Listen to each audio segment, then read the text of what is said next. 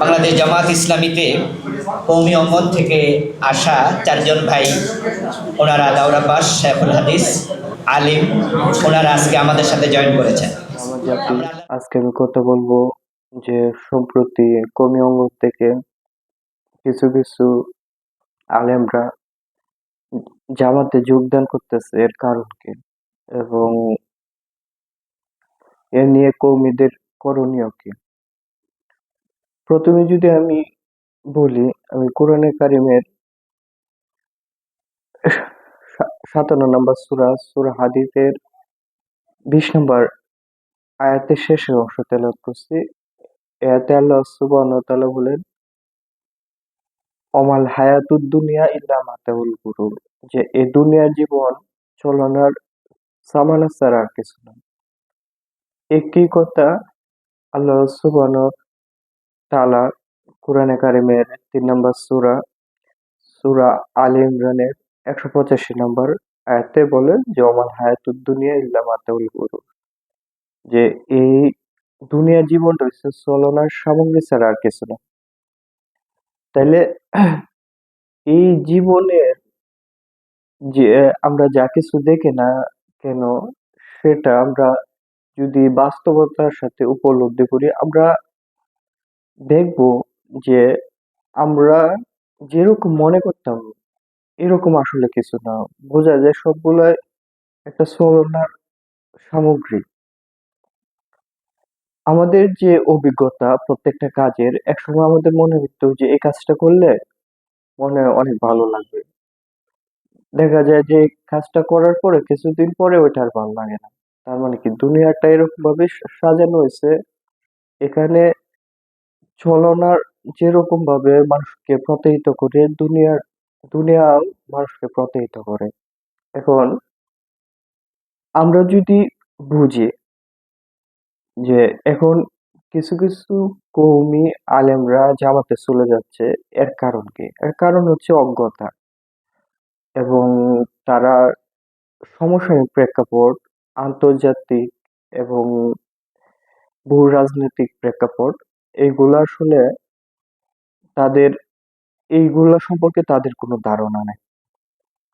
এবং ফুকায়া কেরাম একটা কথা বলছে যে যারা সমসাময়িক প্রেক্ষাপট সম্পর্কে না জানে তারা মূলত জাহেল। তাহলে এই এদেরকে বলা হয় মূর্খ, যারা সমসাময়িক প্রেক্ষাপট জানে না। এখন আমরা যদি দেখি যে উলামায়ে কেরামকে কয়টা ভাগে ভাগ করা হয়েছে? উলামায়ে কেরামকে ৩টা ভাগে ভাগ করা হয়েছে। এক ধরনের উলামায়ে কেরাম হচ্ছে দরবারি উলামায়ে কেরাম। এরা শাসক দলের পা চাটে। মানে শাসকদের তোষামোদ করে, তারা অন্যায়কে প্রাধান্য দেয়। আর দুই নাম্বার যারা হইছে আওয়াম বা জনসাধারণ, অধিকাংশ জনসাধারণ মতামত যেদিকে তারাও সেদিকে মত দেয়। তার তারা মানে কি, তারা জনসাধারণের মতকে প্রাধান্য দেয়। আর ৩ নাম্বার যে আছে আলেমরা, এরা হইছে যে আল্লাহ যা বলছে সে বিষয়ে স্পষ্ট কথা বলে। এখন দেখা যায় যে অধিকাংশ আলেমদের অবস্থায় যে তারা সাধারণত অধিকাংশ মানুষ যেদিকে যায় সেদিকেই তারা যায়। মানে কি, অধিকাংশ মতামতকেই তারা প্রাধান্য দেয়। এই কারণে বর্তমানে পরিস্থিতি তৈরি হয়েছে। একটা বিষয় যে অনেকেই, কিছুদিন আগে দেখলাম যে একটা প্রতিবেদনে যে বাংলাদেশের শীর্ষ প্রভাবশালী ৫ জন আলেমদের মধ্যে, এর মধ্যে বলে একজন আলী হাসান ওসামা। আচ্ছা, এখন দেখেন এটা কিভাবে হয়ে গেছে।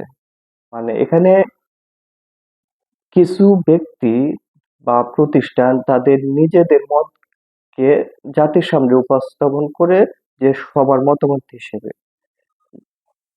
যে সময় ওসামা এই গণতন্ত্রের বিরোধিতা করছে, তখন তখন যারা তাদেরকে গালিগালাজ করছে, এখন তাদের পক্ষে কথা বলার জন্যই তাকে তারা তারা তাকে এমনভাবে উপস্থাপন করতেছে যে সে শীর্ষ ৫ জনের মধ্যে একজন। মানে একটা হাস্যকর বিষয়। আর মূল বিষয়টা হচ্ছে যে যে তাদের একটা বিষয় যে জামাতে যেহেতু আলেমের সংখ্যা কম, আর অধিকাংশ আলেমই হচ্ছে অজ্ঞ এবং জাহেল। এ কারণে তারা যদি কাউকে পায়, তারা তাদের মানে তাদেরকে প্রমোট করে। এ কারণে দেখা হয়ে গেছে যে তারা যাকে পায় তাকে কি করতেছে, প্রমোট করতেছে। সে কোন মাপের আলেম সেটা তারা মানে জানা বোঝার বিষয় না, তাদের পক্ষে কথা বললে তাকে তারা প্রমোট করতেছে। যেরকম আমরা জানি যে তারেক মনোয়ার, আমরা জানি যে তার নাম হচ্ছে রকেট হুজুর, সে রকেটে চলছে, মানে ছাপাবাজ। বাংলাদেশের মধ্যে সর্বোচ্চ ছাপাবাজের একজন আলেম হয়েছে তারেক মনোয়ার, তাকেও তারা কি করছে, প্রমোট করছে।